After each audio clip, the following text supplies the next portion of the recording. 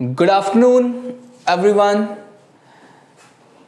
Exam originals के इस YouTube channel online platform पर आप सभी का फिर से एक बार स्वागत है, वंदन है, अभिनंदन है।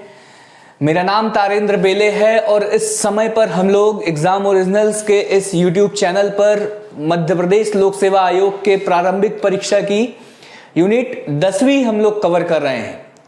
और जैसा कि अगर हम लोग हमारे पिछले वीडियोस को देखें तो हम लोगों ने लगभग 2 टॉपिक हमारे निपटा चुके हैं, जो है केंद्रीय चुनाव आयोग और राज्य चुनाव आयोग, और साथ ही उनके कुछ प्रश्न हम लोगों ने लगाने की कोशिश करी है। आज का जो हमारा टॉपिक है वो है नियंत्रक एवं महालेखा परीक्षक। कल भी हमने इसके बारे में कुछ डिस्कशन किया था, कल भी हम लोगों ने पढ़ाई करी थी, लेकिन बहुत ज़्यादा शोर शराबा हो रहा था, इस वजह से मुझे जल्दी ही क्लास को बंद करना पड़ा। और फिर आज हम लोग फिर से इसी टॉपिक पर डिस्कशन करने के लिए आए हैं। मैंने आप लोगों के कमेंट भी पढ़े थे, तो कुछ लोगों ने कमेंट किया था कि जैसे क्वेश्चंस के बारे में बोल रहे थे लोग कि सर बहुत ही इजी लेवल के क्वेश्चंस थे। वो बहुत अच्छी बात है अगर इजी लेवल के क्वेश्चन आपसे बन रहे हैं। मुझे नाम एग्जैक्टली याद नहीं है, मैंने 1-2 कमेंट पढ़े थे। तो इजी लेवल के क्वेश्चंस मैंने लेक्चर स्टार्ट करने से पहले ही बताया था कि जो क्वेश्चंस है बिल्कुल बेसिक,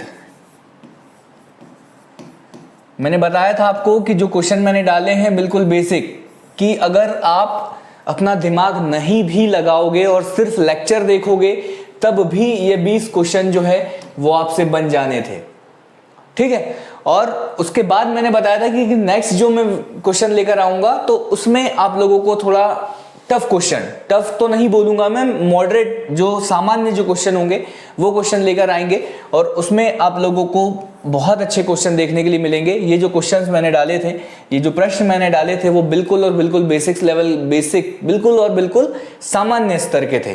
तो बिल्कुल मुझे पता है कि वो बेसिक थे, किसी भाई ने मेरे कमेंट किया था, इस वजह से मैंने सोचा कि बता दूं। और कुछ लोगों ने भी कमेंट किया था कि सर किस प्रकार से हम लोग नोट्स बनाएं या सारी चीज़ें, कि हम लोग अभी फ्रेशर्स हैं और लाइक दैट, इस टाइप का कुछ कमेंट था। मैं आप लोगों को बता दूं कि आप लोग सीधे नोट्स बनाना स्टार्ट ना करें। किसी भी चीज़ को अगर पढ़ते हैं तो कम से कम 3 बार पढ़ें, ठीक है। पहली रीडिंग जो है वो आपको नॉर्मल स्पीड से, कि पहली बार में आपको समझना कुछ नहीं है, आप लोगों को पढ़ डालना है कि हाँ कुछ ऐसी चीज़ें होती है जो मैंने पढ़ी है, ठीक है। और दूसरे और तीसरी जो रीडिंग रहेगी, दूसरी रीडिंग में आप लोगों को बहुत अच्छे से देखना है कि क्या उसकी गहराइयाँ है, उसको समझना है, हर चीज़ को समझना है। तीसरी रीडिंग में आप लोगों को क्या करना है, बहुत अच्छे से ऐसा करना है कि बिल्कुल कंठस्थ आपको हो जाए। ऑटोमेटिक जब किसी चीज़ को 3 बार पढ़ोगे तो बहुत हद तक वो चीज़ आपको समझ आने लगेगी।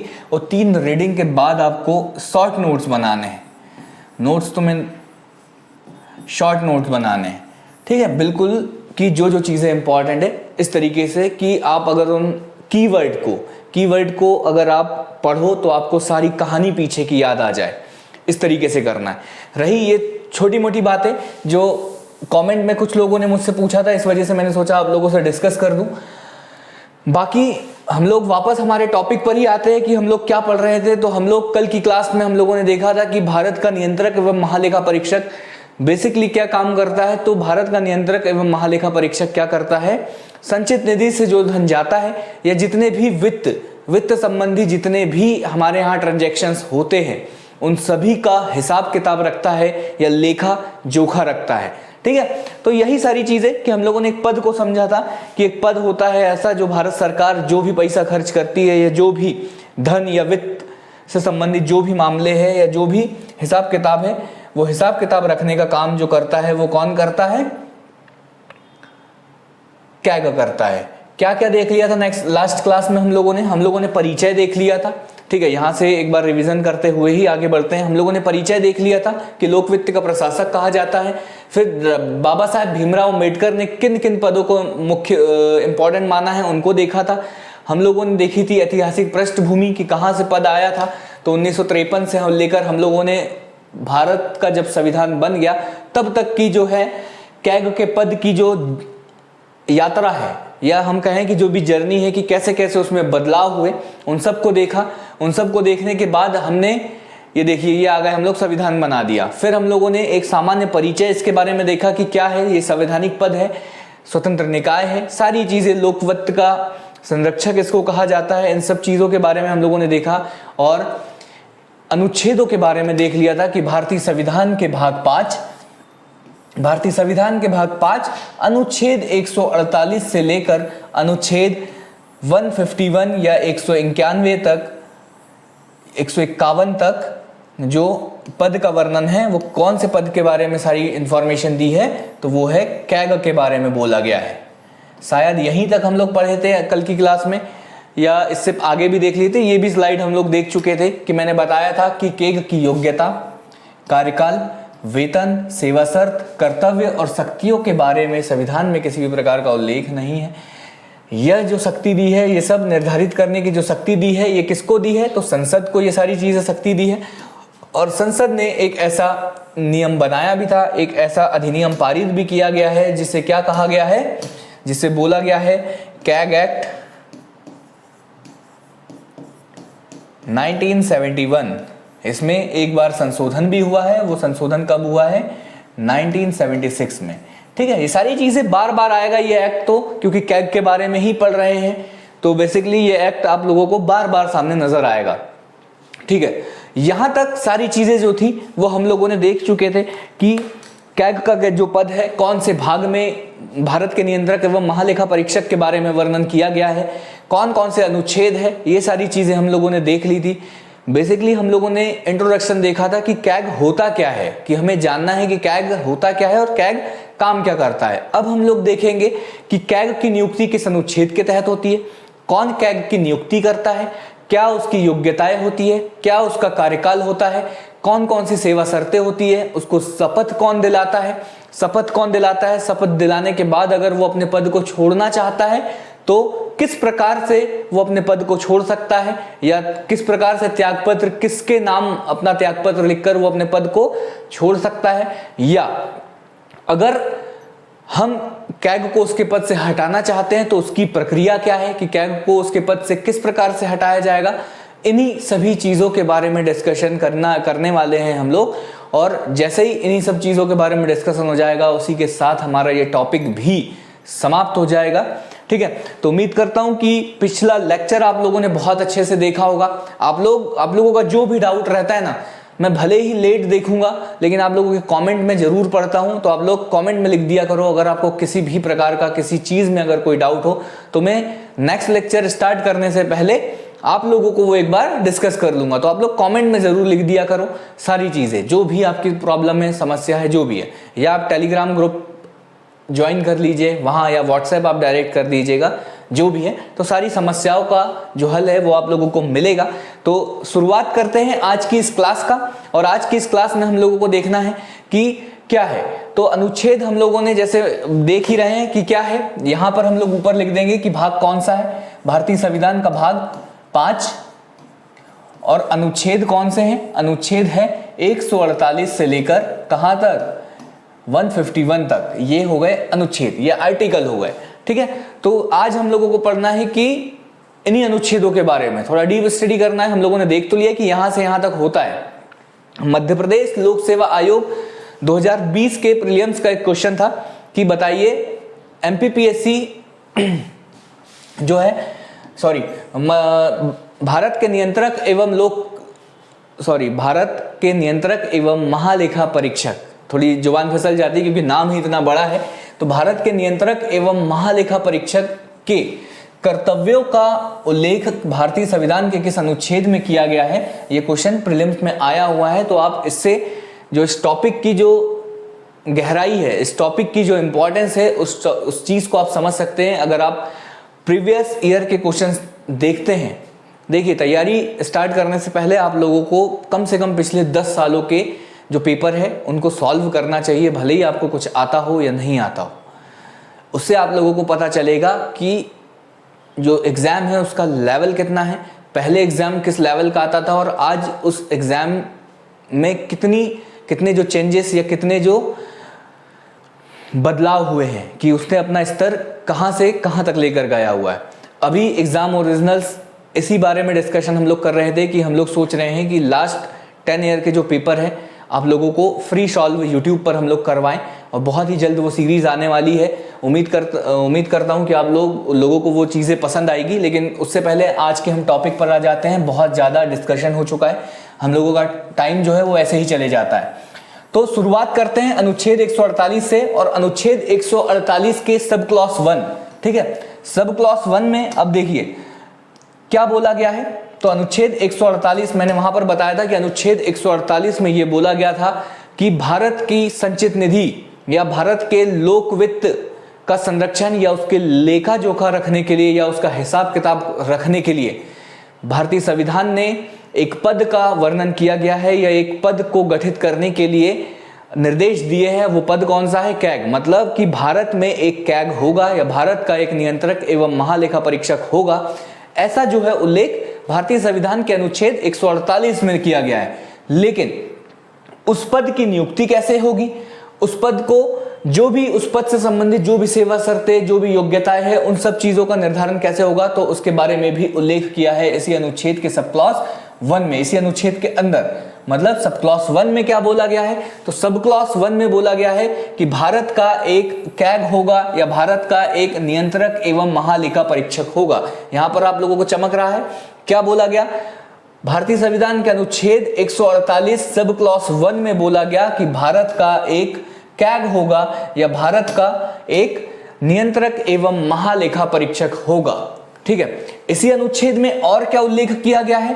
तो बोला गया है कि इसकी नियुक्ति कौन करेगा, इस बारे में उल्लेख किया गया है। बाद में ये इसे अपने पद से मतलब ये त्याग पत्र या पद मुक्ति या इसको अपने जो पद है उससे हटाया कैसे जाएगा, इस चीज का उल्लेख भी भारतीय संविधान के अनुच्छेद 148 सब क्लॉज 1 में किया गया है, ठीक है। दो चीजें कि पद जो है एक कैग का पद होगा, उसकी नियुक्ति कैसी होगी और उसको पद से मुक्त कैसा किया जाएगा, इन सभी चीजों का उल्लेख जो है वो इस अनुच्छेद में है। तो ठीक है, अब नियुक्ति के बारे में देख लें तो बहुत ही ज्यादा इंपॉर्टेंट, ठीक है।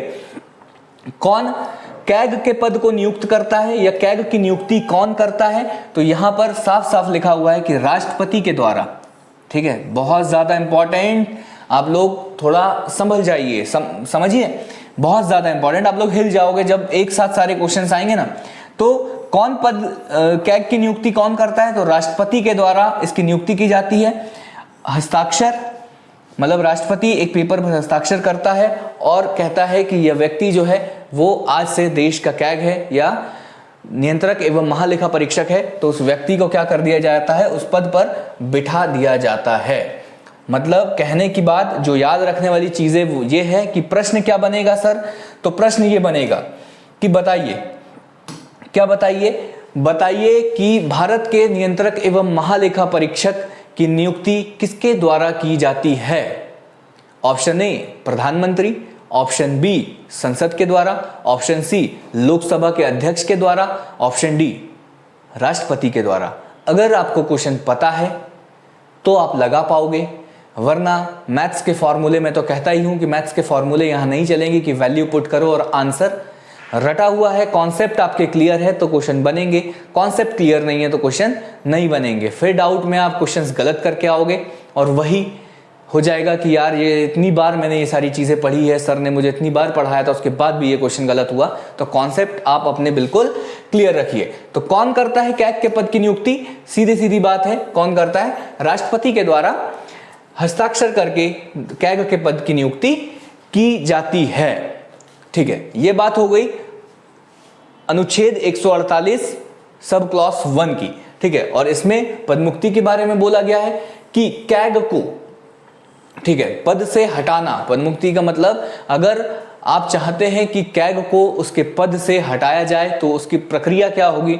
तो जिस प्रकार हमने कहा था कि भारतीय निर्वाचन आयोग के सुप्रीम कोर्ट के जो मुख्य निर्वाचन आयुक्त है उनको हटाने के लिए उसी प्रकार की प्रक्रिया अपनाई जाती है जिस प्रकार की प्रक्रिया सुप्रीम कोर्ट के जज को हटाने के लिए की जाती है। सेम उसी तरह भारत के कैग को, मतलब भारत के नियंत्रक एवं महालेखा परीक्षक को अगर अपने पद से हटाना है तो उसी प्रकार की प्रक्रिया अपनाई जाएगी जिस प्रकार की प्रक्रिया भारत के सुप्रीम कोर्ट या उच्चतम न्यायालय के जजों को हटाने के लिए जिस प्रक्रिया को अपनाया जाता है, उसी प्रकार की प्रक्रिया कैग को हटाने के लिए भी अपनाई जाती है। बार बार ये प्रक्रिया आ रही है, बार बार मैं कहता हूं कि इसको देख ही लेते कि यार ये प्रक्रिया है क्या।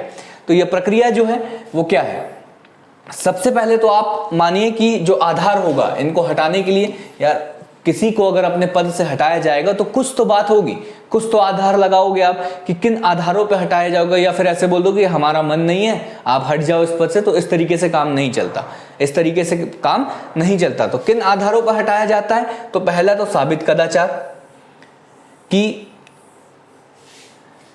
ऐसा लगे कि मतलब ऐसा साबित हो जाए कि इनका जो बिहेवियर है या जो इनका व्यवहार है वो सही नहीं है, तो उसे बोला जाता है कदाचार। मतलब ऐसा साबित हो जाए कि इनका बिहेवियर ठीक नहीं है तो उसे बोला जाता है साबित कदाचार। और असमर्थता की बात करें, असमर्थता का मतलब वो अपने कार्य करने के लिए समर्थ नहीं है, अगर ऐसा साबित हो जाए तब उसको अपने पद से हटाया जाएगा। ये तो आधार हो गए। लेकिन अब जो प्रक्रिया है, जो आधार है वो साबित हो गए कि यार वो व्यक्ति जो है वो असमर्थ है, उस कार्य को करने में वो असमर्थ है, तो अब इसको हटाना है। तो अब कौन सी प्रक्रिया अपनाई जाएगी, तो वही प्रक्रिया अपनाई जाएगी जो सुप्रीम कोर्ट के जज को हटाने के लिए जो प्रक्रिया अपनाई जाती है। अब हम देखेंगे कि वो प्रक्रिया कौन सी होती है।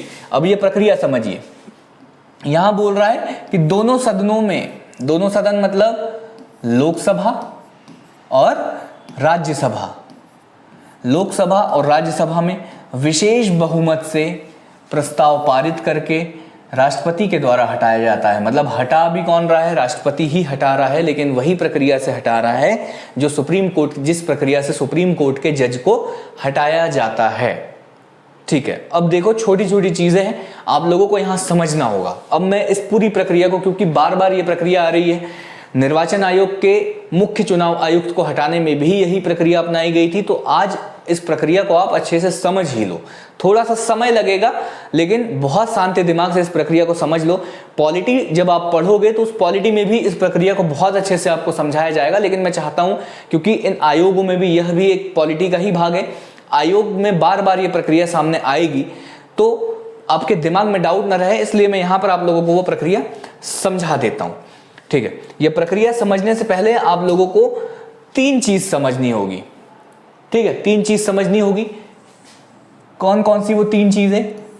तो पहली, बहुमत। बहुमत समझना होगा कि बहुमत क्या होता है। क्या समझना होगा? 2 सेकंड। हाँ, क्या समझना होगा? बहुमत समझना होगा। दूसरी जो चीज समझनी होगी, पहली चीज ये हो गई। दूसरी चीज समझनी होगी कि साधारण बहुमत क्या होता है, साधारण बहुमत क्या होता है। और तीसरी चीज जो हो गई वो क्या समझना होगा कि विशेष बहुमत क्या होता है, विशेष बहुमत क्या होता है। ठीक है, विशेष बहुमत क्या होता है, क्योंकि देखिए यहां पर मुझे आपको विशेष बहुमत समझाना है, इसलिए मुझे 2 और समझाना पड़ रहा है। ठीक है, 2 और समझाना पड़ रहा है, 2 और समझाना पड़ रहा है। विशेष बहुमत, थोड़ा सा कंफ्यूजन था। ठीक है, विशेष बहुमत, तीन चीजों को हमें यहां पर समझना है कि बहुमत क्या होता है, साधारण बहुमत क्या होता है और विशेष बहुमत क्या होता है। तो आप भी जानते हैं कोई भी सदन, सदन मतलब जैसे राज्यसभा या लोकसभा, लोकसभा, अब उस सदन में क्या होता है, उस सदन में मेंबर होते हैं, मतलब जो सदस्य वहां पर बैठते हैं उनकी एक संख्या निर्धारित होती है। और वो संख्या भी कैसे निर्धारित होती है, जनसंख्या के आधार पर। देश की जितनी जनसंख्या होगी उसके आधार पर एक जो है आकलन किया जाता है कि इस सदन में कितने मेंबर होंगे। तो हम लोग एक मोटा मोटा एक एग्जाम्पल ले रहे हैं कि एक सदन है। ठीक है, एक सदन है, यहां देखिए, मान के चलिए ये किसी राज्य की विधानसभा है। हम लोग एक विधानसभा को लेकर चलते हैं। ठीक है, या हम लोग लोकसभा ही ले लेते हैं कि ये हमारा सदन है लोकसभा, और इसके जो मेंबर है हम लोग कैलकुलेशन के हिसाब से मान लेते हैं कि इसमें 500 मेंबर है, क्योंकि कैलकुलेशन आसान हो जाएगी। तो हम लोग मान रहे हैं, कोई कमेंट बॉक्स में ये नहीं लिखेगा अरे सर आप गलत पढ़ा रहे हैं और वो 545, तो मैं यहाँ पे कैलकुलेशन आसान हो जाएगी इस वजह से। ठीक है, तो मान के चलिए कि एक लोकसभा है, लोकसभा में हम लोगों ने ये मान लिया है कि 500 वहां के मेंबर है। ठीक है, तो अब इस 500 के हिसाब से कैलकुलेशन हम लोग करेंगे। मैंने 500 इसलिए लिया है क्योंकि हम लोगों को कैलकुलेशन में आसानी हो। ठीक है, तो 500 एक सदन है, सदन के जो मेंबरों की संख्या है वो 500 है। ठीक है, तो अब इस 500 के हिसाब से हम लोग देखेंगे कि बहुमत क्या होता है, साधारण बहुमत क्या होता है और विशेष बहुमत क्या होता है। क्योंकि हम लोगों को विशेष बहुमत को ही देखना है, क्योंकि हम लोगों का जो कैग को हटाने की जो प्रक्रिया है वो विशेष बहुमत से होती है। इसीलिए हम लोगों को पहले बहुमत समझना है, फिर साधारण बहुमत समझना है और उसके बाद विशेष बहुमत समझना है। तो बहुमत क्या होता है, जितने भी उस सदन में जितने भी मेंबर है, मतलब 500 मेंबर का आधे से एक ज्यादा मतलब 500 मेंबर को 2 से डिवाइड करो और एक ज्यादा का मतलब +1। ये मतलब जितने भी मेंबर है सदन में, जितनी भी सदस्यों की संख्या है, सदस्यों की संख्या का आधे से एक ज्यादा, आधा मतलब ये हो गया 500/2, आधे से एक ज्यादा का मतलब एक उसमें प्लस कर दो, आधे से एक ज्यादा। तो मतलब अगर हम लोग बोलेंगे कि जो ये सदन जो हमारा है, ये लोकसभा है, ये मान के हमने चला है कि इसके सदस्यों की संख्या 500 है, तो इसके लिए बहुमत कितना होगा, तो इसका बहुमत कितना होगा, इसका बहुमत आप देखिए, हम लोग यहाँ पर बहुमत की बात कर रहे हैं, तो हमारी जो सदन की संख्या कितनी है, सदन के सदस्यों की संख्या 500 है, इसके हिसाब से हम निकाल रहे हैं। तो इसके लिए बहुमत जो होगा वो होगा 500/2 +1। मतलब अगर हम लोग यहां देखें कि टोटल कितना आ जाएगा, 251। अब देखिए, अब इसकी इंपॉर्टेंस क्या होती है। तो बहुमत की जरूरत होती है आपको आपके राज्य में। मान के चलिए कि मध्य प्रदेश में जो है विधानसभा के चुनाव है, मध्य प्रदेश में जो विधानसभा के चुनाव है और यहाँ विधानसभा की जो सीटें हैं वो 500 है, और आपको यदि अपनी सरकार बनानी है, यदि आपकी पार्टी को अपनी सरकार बनानी है तो उसे बहुमत में आना होगा। कई बार आपने बोलचाल की भाषा में सुना होगा कि कांग्रेस पार्टी जो है वो बहुमत में आ गई या भारतीय जनता पार्टी जो है वो बहुमत में आ गई। तो उनका कहने का मतलब यही होता है कि जितने भी सदन की जो संख्या है, जितने भी सदन में सदस्यों की जितनी भी संख्या है उसका आधे से ज्यादा एक किसी विशेष पार्टी ने प्राप्त कर लिए या उतने विधायक किसी विशेष पार्टी के आ गए हैं, तो वो सर जो पार्टी है वो बहुमत में आ गई। मतलब अगर हम लोग बोले, आप बोलो कि सर बहुमत का जो यूज है वो कहाँ है, तो सरकार बनाने के लिए बहुमत का इस्तेमाल किया जाता है। मतलब अगर लोकसभा में बहुमत चाहिए तो 545 का आधे से एक ज्यादा आपको सांसद आपकी पार्टी से लेकर आना होगा। ठीक है, तो बहुमत का जो काम है वो क्या है, सरकार बनाना। मतलब आप समझ गए बहुमत का मतलब क्या है। बहुमत का मतलब है कि जितने भी सदस्यों की संख्या है उसका आधे से एक ज्यादा। ठीक है, तो 500 के लिए जो बहुमत होगा वो कितना होगा, 251। अगर आपको सरकार बनानी है तो आपको 251 जो मेंबर है वो आपकी पार्टी को के लेकर आना होगा, और जैसे ही ये मेंबर आपकी पार्टी जीत कर आ जाएंगे, इतने मेंबर अगर आपकी पार्टी जीत कर आ जाएंगे तो उस जगह या उस राज्य में आपकी सरकार बन जाएगी। मतलब बेसिक अगर हम लोग जाने तो सरकार बनाने के लिए बहुमत का इस्तेमाल किया जाता है। तो सर ये साधारण बहुमत क्या है, तो साधारण बहुमत को समझिए। साधारण बहुमत लगभग बहुमत से ही मिलता जुलता है, लेकिन इसका इस्तेमाल जो है वो किसी विधेयक को पारित करने के लिए किया जाता है। विधेयक को पारित करने के लिए। अब ये क्या होते हैं सर, जैसे अभी हम लोगों ने देखा कि कैग की सेवा शर्तें, कर्तव्य और शक्तियों का निर्धारण करने के लिए संसद में एक जो बिल पारित किया गया, एक विधेयक पारित किया गया, और विधेयक पारित होने के बाद वो अधिनियम के रूप में आया। तो इसी प्रकार के जो विधेयक होते हैं इनको पारित करने के लिए साधारण बहुमत की आवश्यकता होती है। और साधारण बहुमत क्या होता है, तो आप समझिए, यहां पर मैंने बोला कि सदन के सदस्यों की जितनी भी संख्या है उसका आधे से एक ज्यादा जो होता है वो बहुमत होता है। लेकिन साधारण बहुमत की बात करें, साधारण बहुमत की अगर हम लोग बात करें तो साधारण बहुमत क्या होता है सर, तो साधारण बहुमत को समझिए।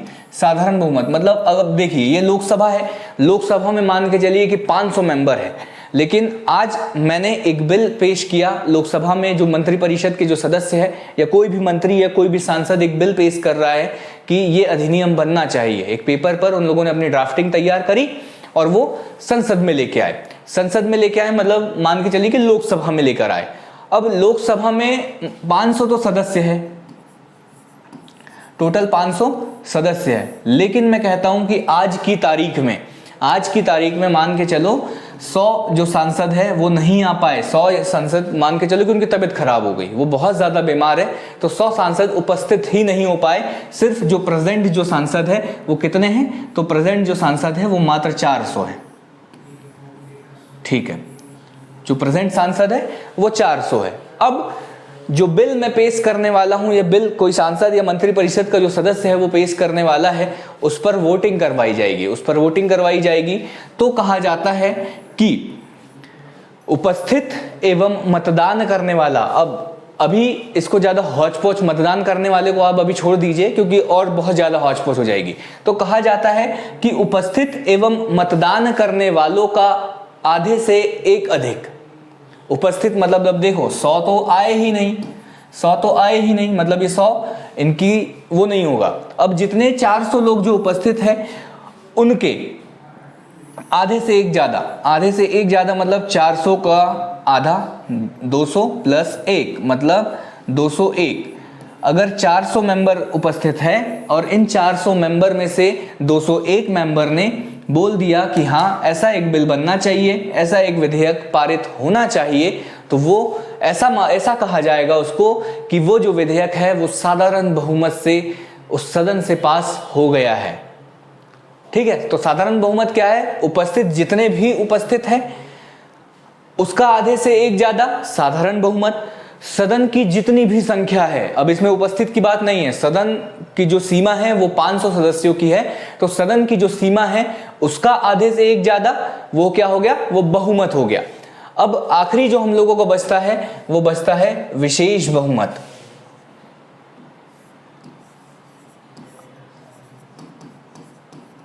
विशेष बहुमत हमारा जो लास्ट जो बचता है वो है विशेष बहुमत। तो विशेष बहुमत कहा जाता है कि उपस्थित एवं मतदान, मेरी सिंपल सी भाषा आप समझिए, मैं जो बोल रहा हूं उस पर आप लोग ध्यान दीजिएगा। मैंने आप लोगों को बताया कि अभी साधारण बहुमत क्या होता है, जितने भी लोग उपस्थित हैं मतलब उपस्थित एवं मतदान करने वाले, मतदान करने वाले का मतलब है जितने लोग वोट डालेंगे। कुछ लोग उसमें रहते हैं, एक दो लोग जो वोट नहीं डालते, तो हम लोगों को कंक्लूड करना है, सिर्फ उन लोगों को कंक्लूड करना है कि उपस्थित एवं मतदान करने वालों का आधे से एक ज्यादा जो होता है वो क्या होता है, वो होता है साधारण बहुमत। और साधारण बहुमत का जो इस्तेमाल है वो किसी भी विधेयक को पास करने के लिए किया जाता है या पारित करने के लिए किया जाता है। ये बात मैंने आप लोगों को कही। अब विशेष बहुमत क्या होता है, तो विशेष बहुमत आप पहले सुन लीजिए, मैं आप लोगों को बहुत एग्जाम्पल देके बहुत अच्छे से समझाऊंगा। तो विशेष बहुमत क्या होता है, विशेष बहुमत होता है कि उपस्थित मतलब जितने लोग आए, मतलब कुछ लोग बीमार हैं तो उनको हटा दो, उपस्थित एवं मतदान करने वाले, मतदान करने वाले मतलब अब 400 लोगों में से भी मान के चलो कि 2 लोगों ने वोट नहीं डाले, ठीक है, तो हम लोग 398 लोगों को काउंट करेंगे। तो उपस्थित एवं मतदान करने वालों का 2/3 उस सदन के बहुमत से अधिक होना चाहिए। बहुत टफ लैंग्वेज है, समझने में बहुत ज़्यादा दिक्कत जाती है। ठीक है, मैं आप लोगों को एक मैथ्स के फॉर्मूले के तहत इसको समझाऊंगा कि मान के चलिए क्या, मान के चलिए आपके सदन की जो सीमा है, सदन की जो सीमा है वो कितनी है, 300। 300 इसलिए ले रहा हूं क्योंकि मैंने 2/3 बात करी, कैलकुलेशन के लिए आसान हो जाएगा आपको बहुत अच्छे से समझ आएगा कि मान के चलिए उस सदन की जो सीमा है वो 300 है, मतलब उस सदन में जो मेंबर ऑफ पार्लियामेंट बैठ सकते हैं वो 300। अब देखिए 300, अब इस 300 का आप लोग बहुमत निकालिए, बहुमत निकालिए, क्या हो जाएगा इस 300 का बहुमत, आधे से एक ज्यादा मतलब 150, मतलब 300/2, 300/2 प्लस 1 क्या हो जाएगा 151, इसका क्या हो जाएगा बहुमत। ये हो गया इस सदन का, इस सदन का बहुमत हो गया क्या 150, मतलब 151 जो हो गया इस सदन का बहुमत हो गया। अब विशेष बहुमत में क्या बोला गया, विशेष बहुमत में बोला गया कि अब मैं बोल रहा हूं कि आज कोई भी एब्सेंट नहीं है, पूरे के पूरे जो मेंबर है वो आए हुए हैं, मतलब उपस्थित करने वाले, और सभी ने वोट भी डाला है। तो उपस्थित और मतदान करने वाले जो है वो पूरे पूरे कितने हैं, 300 लोग पूरे के पूरे आए हैं, सदन पूरा भरा हुआ है और सभी लोगों ने अपने मताधिकार का उपयोग किया, या उन लोगों ने उस जो अधिनियम जो मैंने पेश किया, या जो भी मंत्रिपरिषद के जिस भी सदस्य ने उस अधिनियम को पेश किया, उस पर सब लोगों ने वोटिंग करी, सब लोगों ने अपना वोट दिया। भले ही पक्ष में दिया हो, विपक्ष में दिया हो, वो बात अलग है, लेकिन वोट किया है। तो इसमें बोला गया कि विशेष बहुमत क्या होता है, तो उपस्थित एवं मतदान करने वाले, उपस्थित एवं मतदान करने वाले कितने भाई साहब, 300। इस उपस्थित एवं मतदान करने वाले का 2/3, मतलब 300 का 2/3। 2/3 कैसे निकालेंगे, 2/3। अब ये हो जाएगा कैसे, ये कैंसिल कर दो आप, तो ये हो जाएगा 100 और 100 × 2 तो ये हो जाएगा 200। ठीक है, तो बोला गया कि उपस्थित एवं मतदान करने वालों का 2/3, उपस्थित एवं मतदान करने वालों का 2/3 ये निकाल लिया हमने। उपस्थित एवं मतदान करने वालों का 2/3 हमने निकाल लिया 200, और ये जो 200 है ये किससे अधिक होना चाहिए, उस सदन के बहुमत से। तो वो सदन कौन सा है, 300 संख्या का सदन है, और इस सदन का जो बहुमत है वो कितना है, 151 है। आप समझ रहे हैं कि जो उस सदन का जो वो है वो 151 है। मैंने कहा कि इन 300 लोगों ने वोट किया, और मैं कह रहा हूं कि पूरे के पूरे 300, यहां पर पूरे के पूरे 300 लोग अगर पक्ष में वोट डालेंगे तब जो है वो जो संख्या आएगी उस सदन में वो 200 आएगी। और यहां पर जो है वो जो हम लोगों ने कंडीशन बताई वो फॉलो हो रही है, मतलब कि जो उस सदन में वोट उपस्थित एवं मतदान करने वालों की संख्या कितनी आई, 200, और वो किससे ज़्यादा होनी चाहिए, उस सदन के बहुमत से अधिक होनी चाहिए, मतलब 151 से अधिक होनी चाहिए। तो ये कंडीशन एकदम फुलफिल हो रही है। इसी कारण इसको बोला जाता है कि वो जो अधिनियम है या वो जो बिल है वो किससे पारित हुआ है, विशेष बहुमत से पारित हुआ है। अभी ये कंडीशन उस समय की है जब मैंने कहा कि पूरे के पूरे 300 लोगों ने वोट डाला और सभी के सभी 300 लोगों ने पक्ष में वोट डाला, मतलब सभी के सभी लोग जो है उस अधिनियम या उस बिल के पक्ष में है। लेकिन ऐसी कंडीशन कभी बनती नहीं है। आप अगर मान लो, हाँ इसको अगर आप यहां पर समझेंगे तो अगर हम लोग मानते हैं कि देखो, अगर हम लोग मानते हैं कि ऐसा नहीं हुआ होगा, ऐसा नहीं होगा मतलब सर कुछ तो ऐसे लोग होंगे जिन लोगों ने वोट नहीं डाला होगा, तो हाँ मैं मान के चलता हूं कि कितने लोगों ने वोट डाला है। हम लोग मान लेते हैं कि कैलकुलेशन के लिए क्या आसान होगा, तो हम लोग ठीक है 240 लोग मान लेते हैं कि 240 लोगों ने पक्ष में वोट डाला है, कि ये 240 लोग जो है वो चाहते हैं कि वो बिल जो है वो पास हो। तो ये 240 मतलब मतदान करने, उपस्थित एवं पक्ष में मतदान करने वालों का 2/3, पक्ष में मतदान करने वालों का 2/3 कितना हो गया, 2/3। इसका 2/3 निकालो तो 80 × 2 मतलब 160, मतलब 160। क्या 160 151 से बड़ा है, क्या 160 151 से बड़ा है? ये क्या है, उस सदन का बहुमत। और ये जो है पक्ष में मतदान करने वालों का 2/3, किसी भी बिल के पक्ष में मतदान करने वालों का 2/3। तो क्या ये कंडीशन फुलफिल होती है? तो हाँ ये कंडीशन फुलफिल हो रही है, मतलब ऐसा माना जाएगा कि वो जो है विशेष बहुमत से पारित हुआ है। ठीक है, ये छोटी छोटी बातें हैं। तो ये सारी चीजें जो है वो क्यों समझाई गई, वो इसलिए समझाई गई क्योंकि हम लोगों को देखना था कि सुप्रीम कोर्ट के न्यायाधीश को किस प्रक्रिया से हटाया जाता है, क्योंकि कैग को भी उसी प्रक्रिया से हटाया जाता है और मुख्य चुनाव आयुक्त को भी उसी प्रक्रिया से हटाया जाता है। बार बार ये प्रोसेस सामने आ रही थी, इसी वजह से मैंने सोचा कि एक बार आप लोगों से डिस्कस कर ही लूं कि क्या होता है बहुमत, क्या होता है साधारण बहुमत और क्या होता है विशेष बहुमत। तो ठीक है, यहां पे क्या बोला गया कि दोनों सदनों में मतलब लोकसभा में भी और प्लस राज्यसभा में भी विशेष बहुमत, जो चीज अभी आप लोगों को मैं उम्मीद करता हूं कि समझ नहीं आई होगी, क्योंकि एक बार में वो चीज समझ आने वाली है नहीं।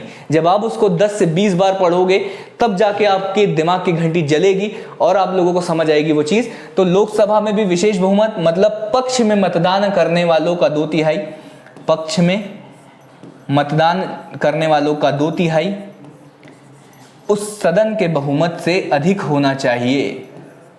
जब ये कंडीशन फुलफिल होगी, जब ये कंडीशन फॉलो करेगा, तब माना जाएगा कि लोकसभा से वो जो हटाने की प्रक्रिया वाला जो विधेयक है वो लोकसभा से विशेष बहुमत से पारित हुआ। और वैसी ही कंडीशन जब राज्यसभा में फुलफिल होगी, तब माना जाएगा कि राज्यसभा से भी वो जो है विशेष बहुमत से पारित हो गया। और जब लोकसभा और राज्यसभा दोनों जगह से विशेष बहुमत से वो चीज़ पारित हो जाएगी, वो ऐसा जो हटाने की जो प्रक्रिया से संबंधित जो भी अधिनियम है, जो भी एक बिल है, वो अगर पास हो जाता है तो राष्ट्रपति के द्वारा कैग को अपने पद से मुक्त कर दिया जाएगा।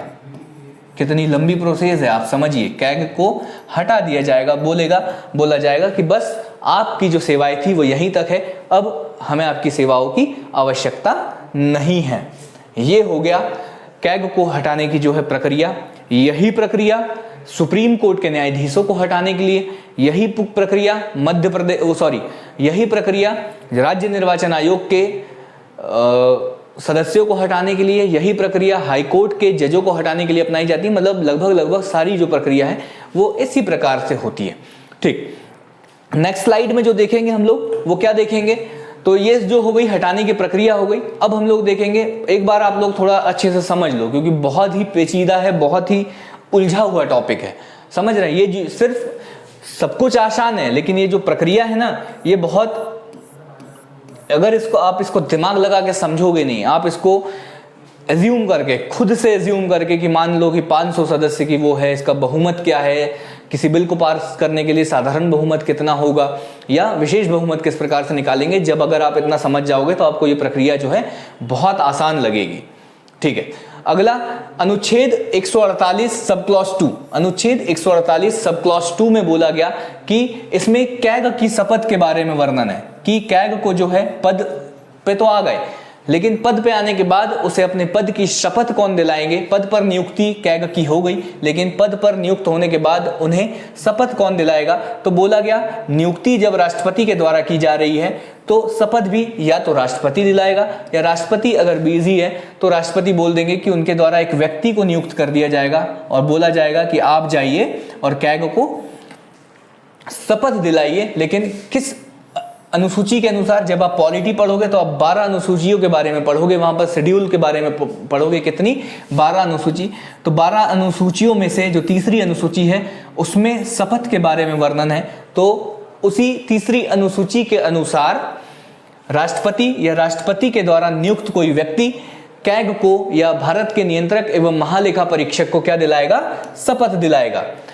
148 सब क्लॉज 1 में बोला गया कि कैग का पद होगा। कैग के पद की नियुक्ति कैसी होगी, कैग को अपने पद से कैसे हटाया जाएगा। 148 सब क्लॉज 2 में बोला गया कि कैग को शपथ कौन दिलाएगा और किस आधार पर, किस अनुसूची के आधार पर, किस अनुसूची के अनुसार उसको शपथ दिलाया जाएगा। ये सारी चीजों का वर्णन सब क्लॉज 2 में। अब बात करेंगे अनुच्छेद 148 सब क्लॉज 3। तो इसमें बोला गया कि कैग के वेतन भत्ते, सेवा शर्तें के बारे में वर्णन है।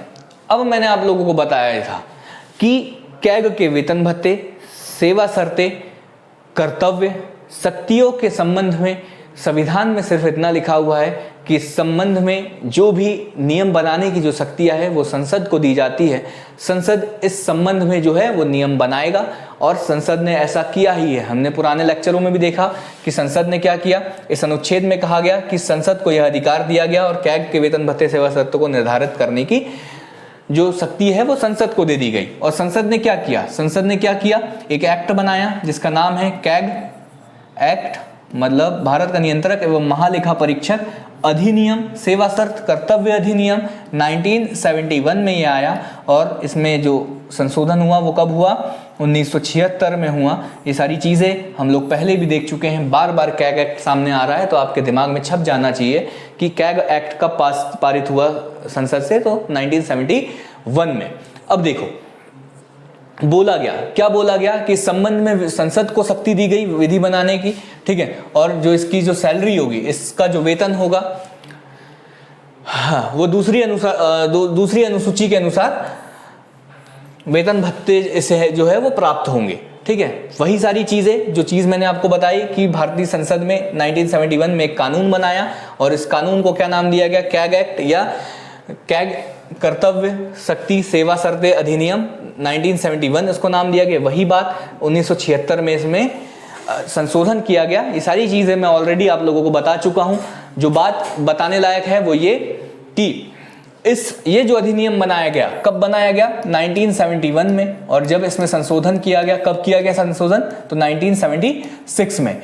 तो जब ये अधिनियम बनाया गया तो इसकी धारा 3 में इसके वेतन के संबंध में प्रावधान है, और वेतन के संबंध में प्रावधान करते हुए कहा गया कि कैग या भारत के नियंत्रक एवं महालेखा परीक्षक का वेतन उतना ही होगा जितना वेतन सुप्रीम कोर्ट के न्यायाधीशों का वेतन होता है। तो सुप्रीम कोर्ट के न्यायाधीशों का वेतन कितना होता है? तो 2.5 लाख रुपए इनका वेतन होगा। तो बोला गया कि कैग का जो वेतन है वो भी 2.5 लाख रुपए होगा। और धारा 4 में ये बोला गया कि जो कैग का जो कार्यकाल या पदावधि होगी वो कितनी होगी? तो कैग के कार्यकाल और पदावधि के बारे में जो वर्णन किया गया, जो बोला गया, वो कहा गया कि 6 वर्ष या 65 वर्ष की आयु, 65 वर्ष की आयु, इनमें से जो भी पहले हो, ठीक है, इनमें से जो भी पहले हो वो कर दिया जाएगा। अब देखिए, सारी चीजें मैं ऑलरेडी बता चुका हूं। आप लोगों को कमेंट बॉक्स में लिखना है कि भारतीय निर्वाचन आयोग का कार्यकाल कितना होता है और जो भी है उनकी जो वेतन है, वेतन कितना होता है, ये सारी चीजें भी आप लोगों को लिखना है। अब बात आती है त्यागपत्र हटाने की जो प्रक्रिया है, पद से हटाने की जो प्रक्रिया है, मैं आप लोगों को समझा ही चुका हूं। लेकिन अगर जो भारत का नियंत्रक एवं महालेखा परीक्षक अपने पद को स्वयं त्यागना चाहता है, या वो चाहता है कि उसका मन नहीं है इस पद पर काम करने के लिए, वो अपने पद को स्वयं त्यागना चाहता है, तो वो किस प्रकार अपने पद से मुक्त हो सकता है या किस प्रकार वो अपना त्यागपत्र दे सकता है? तो इसमें बोला गया कि त्यागपत्र भी जो है वो राष्ट्रपति के नाम लिखेगा या राष्ट्रपति को अपना त्यागपत्र देगा। अन्य सेवा शर्तें, जितनी भी सेवाएं हैं, एक IAS सचिव स्तर के जो अधिकारी को जो भी सेवाएं मिलती है, एक IAS सचिव स्तर के जो भी अधिकारी होते हैं उनको जितनी भी सेवाएं मिलती है, वो सभी की सभी सेवाएं भारत के नियंत्रक एवं महालेखा परीक्षक को भी दी जाएगी। 148 सब क्लॉज 4, इसमें बोला गया कि कैग अपने पद मतलब अपने कार्यकाल को पूरा करने के बाद किसी भी अन्य सेवाओं में नियुक्त नहीं किया जाएगा। अब वो सेवाएं भी किस प्रकार की होगी? तो राज्य सरकार या केंद्र सरकार के अधीन किसी भी प्रकार की सेवाओं में उनकी नियुक्ति फिर से नहीं की जाएगी। अब इस बात को समझिए कि क्यों मना किया गया है। अब आप उससे पहले मुझे बताइए कि कैग काम क्या करता है? तो कैग काम कर रहा है सरकार के खर्चों का लेखा जोखा या हिसाब किताब रखने का, या सरकार के पास जो टैक्स के रूप में पैसा जो आ रहा है उसका लेखा जोखा या हिसाब किताब करने का जो काम है वो कौन कर रहा है? कैग, मतलब भारत का नियंत्रक एवं महालेखा परीक्षक ये काम कर रहा है। तो अब उसके अन्य पदों पर जो नियुक्ति है वो इसलिए बाधित की गई है ताकि किसी भी प्रकार के सरकार के पक्ष में कैग अपना काम ना करे, कि सरकार ने उसे लालच दे दिया कि मैं तुम्हें इस पद पर बिठा दूंगा, ठीक है, या इस पद पर तुम्हारी नियुक्ति आगे भविष्य में कर दी जाएगी, ये इस जो है वो जो सीटें हैं, या हम लोग कहें कि जो लेखा वो कर रहा है या हिसाब किताब जो कर रहा है उसमें कुछ तोड़ मरोड़ करने के लिए अगर सरकार उसको बोले तो कि लालच देकर कि आप ये हिसाब किताब में थोड़ा गड़बड़ कर दीजिए, तो इस प्रकार की जो घटनाएं हैं इनसे बचने के लिए जो संविधान है, संविधान के सब क्लॉज 4 में ये बोला गया, 148 सब क्लॉज 4 में, कि भारत सरकार और राज्य सरकार के अधीन किसी भी प्रकार की सेवाओं में इनको फिर से कोई पद नहीं दिया जाएगा या इनकी नियुक्ति नहीं की जाएगी। इस अनुच्छेद के जो अपवाद है वो 2 अपवाद है कि A.K. चंद्रा जो हमारे यहाँ के कैग हुआ करते थे, और विनोद राय, ठीक है, ये नाम आप लोग याद रखिएगा, A.K. चंद्रा और विनोद राय। A.K. चंद्रा को वित्त आयोग का अध्यक्ष बना दिया गया था उनकी जो सेवानिवृत्ति के बाद या उनके कार्यकाल के समाप्त होने के बाद, और विनोद राय को बैंक बोर्ड ऑफ ब्यूरो का अध्यक्ष बना दिया गया था। ये 2 इस अनुच्छेद के अपवाद हैं, तो मैं आप लोगों को यहाँ पर बता रहा हूँ, ठीक है। आप लोगों को समझ आई ये बात कि राज्य सरकार और केंद्र सरकार के अधीन किसी भी प्रकार के किसी पद को धारण नहीं करेगा, इस चीज की प्रतिबद्धता लगाई गई है, ठीक है। आगे अगर हम लोग देखें 148 सब क्लॉज 5, इसमें ये क्या बोला गया? इसमें ये बोला गया कि भारतीय लेखा परीक्षा और लेखा विभाग, मतलब अब देखिए इतने बड़े देश, 135 करोड़ की जनसंख्या और इतने बड़े देश में जितना भी धन आ रहा है उसका लेखा, उसका हिसाब किताब, राज्यों का हिसाब किताब रखना है, तो उसके लिए कोई एक व्यक्ति तो नहीं कर सकता। तो इसके लिए एक प्रॉपर विभाग है जिसको बोला जाता है भारतीय लेखा परीक्षा और लेखा विभाग, ठीक है।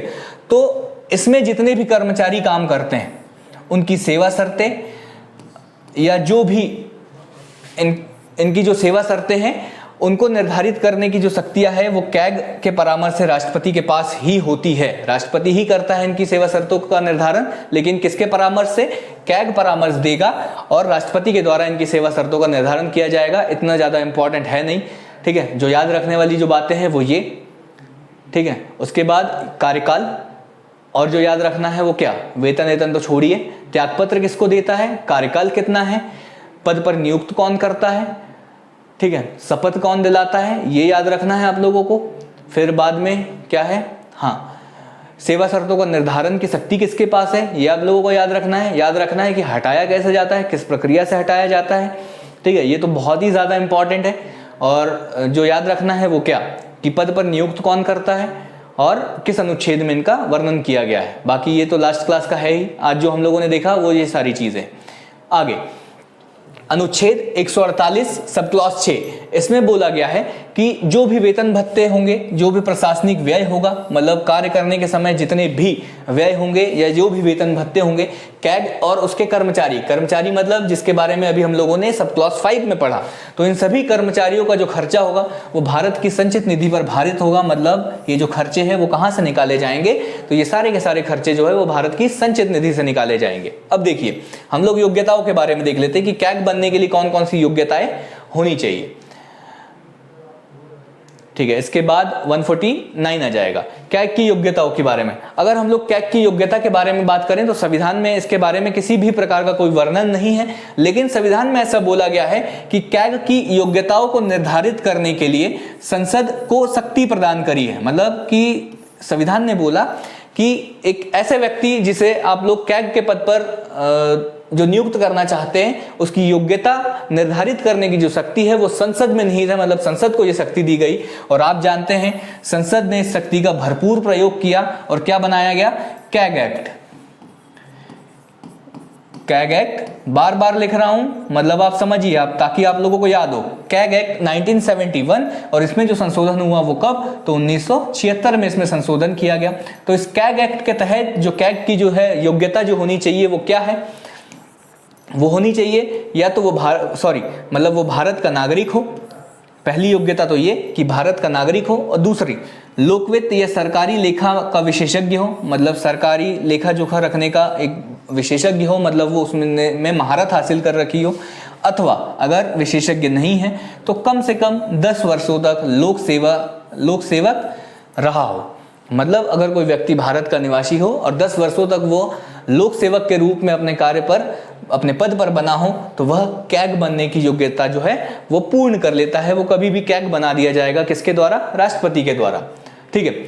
आज की इस क्लास को हम लोग यहीं समाप्त करते हैं, क्योंकि बहुत ज़्यादा डेटा भी बहुत ज़्यादा हो गया, बहुत ज़्यादा लेंदी भी हो गया है, ठीक है। इसके बाद की क्लास में हम लोग इसी को कंटिन्यू करेंगे और अगली क्लास में हम इस पूरे टॉपिक को कंप्लीट कर देंगे, क्योंकि अब मोटे मोटे तौर पर ज़्यादा कुछ बचा नहीं है। 2-3 अनुच्छेद हम लोगों को देखना है।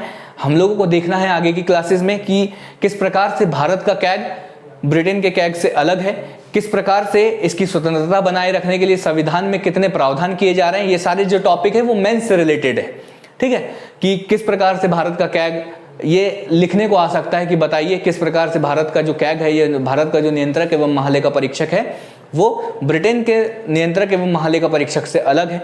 या ऐसा क्वेश्चन आ सकता है आप लोगों को कि बताइए संविधान में ऐसे कौन से प्रावधान किए गए हैं जिससे जो भारत के नियंत्रक एवं महालेखा परीक्षक की स्वतंत्रता और निष्पक्षता बनी रहे। इस तरीके के क्वेश्चन सीधे सीधे बनते हैं। तो यही सारी चीजें डिस्कस करना है हम लोगों को देखना है कि भारत में अभी तक कितने कैग आए हैं, और सारे कैगों के नाम हम लोग, जो कैग है उनके नाम हम लोग डिस्कस करेंगे आने वाली क्लास में। सब कुछ एकदम अच्छे से डिस्कस करेंगे, ठीक है। आप लोग बहुत अच्छे से वीडियो को, लेक्चर को देखिए। जो चीज़ समझ नहीं आएगी, मैंने कहा आपको कि भले ही लेट हो जाऊंगा, लेकिन अगर आप लोग कमेंट में लिखेंगे कि सर ये सारी चीज़ें मुझे समझ नहीं आई, तो हम लोग नेक्स्ट लेक्चर स्टार्ट होने से पहले उस चीज़, आपके डाउट को मैं यहाँ पर क्लियर करूँगा। उसके बाद ही आगे वाली क्लास में हम लोग देखेंगे। जैसे ही टॉपिक कंप्लीट होगा कि हम लोग फिर वही 8, 10, 15, 20 क्वेश्चन, जितने भी इंपॉर्टेंट क्वेश्चन होंगे हम लोग नेक्स्ट लेक्चर में ही ले आएंगे, ठीक है। आप लोग बहुत अच्छे से पढ़िए, और अगर आप लोगों को लगता है कि हम लोग कुछ अच्छा कर रहे हैं या जो भी सारी चीज़ें हैं, तो आप लोग वीडियो को लाइक, कमेंट और शेयर। अगर आपको लगता है कि आपके दोस्त को भी ये वीडियोस देखने चाहिए तो आप लोग उन्हें शेयर भी कर सकते हैं। आप हमारे टेलीग्राम चैनल पर जुड़िए, वहाँ पर आपको इस वीडियो की पीडीएफ या जो भी स्लाइड जो फॉर्म है वो आप लोगों को वहाँ मिल जाएगा, ताकि आप लोगों को नोट्स बनाने में दिक्कत ना हो। सारी चीज़ें एग्जाम ओरिजिनल्स को फॉलो करिए, यूट्यूब पर सब्सक्राइब करिए और हमारा ऐप डाउनलोड करना ना भूलें। वहाँ पर हर टाइप के कोर्सेज आप लोगों के लिए अवेलेबल है, बहुत ही अच्छे तरीके से मंझे हुए कोर्सेज। ठीक है, आज की क्लास को हम लोग यहीं समाप्त करते हैं। तब तक के लिए मैं आप लोगों से विदा लेता हूँ, अगली क्लास में फिर से मिलेंगे। बहुत बहुत धन्यवाद।